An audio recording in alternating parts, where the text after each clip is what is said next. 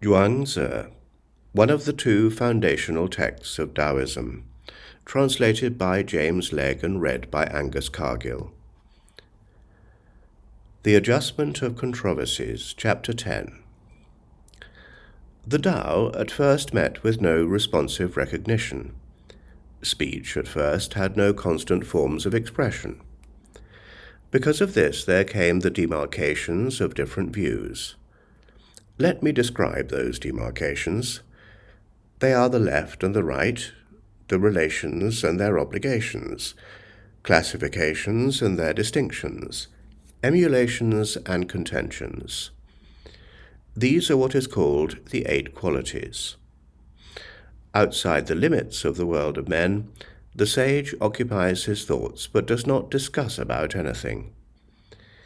Inside those limits he occupies his thoughts but does not pass any judgments. In the Chuang Tzŭ, which embraces the history of the former kings, the sage indicates his judgments, but does not argue in vindication of them. Thus it is that he separates his characters from one another without appearing to do so, and argues without the form of argument. How does he do so?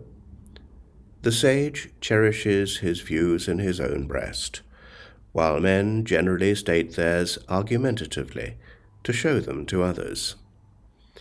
Hence we have the saying, disputation is a proof of not seeing clearly. The great Tao does not admit of being praised. The great argument does not require words. Great benevolence is not officiously benevolent.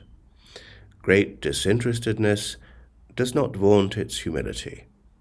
Great courage is not seen in stubborn bravery. The Tao that is displayed is not the Tao.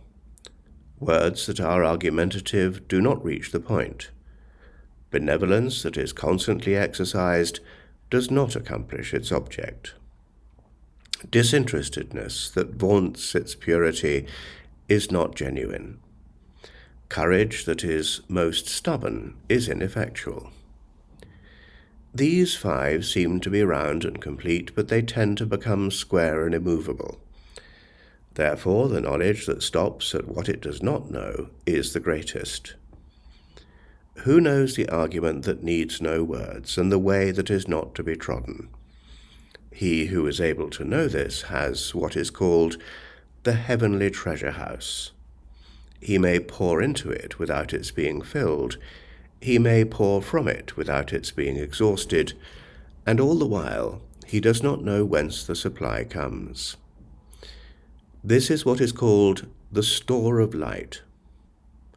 Therefore of old Yao asked Shun, saying, I wish to smite the rulers of Zong, Kuai, and Shuao. Even when standing in my court, I cannot get them out of my mind. How is it so? Shun replied, Those 3 rulers live in their little states as if they were among the mugwort and other brushwood. How is it that you cannot get them out of your mind? Formerly 10 suns came out together, and all things were illuminated by them. How much should your virtue exceed all suns?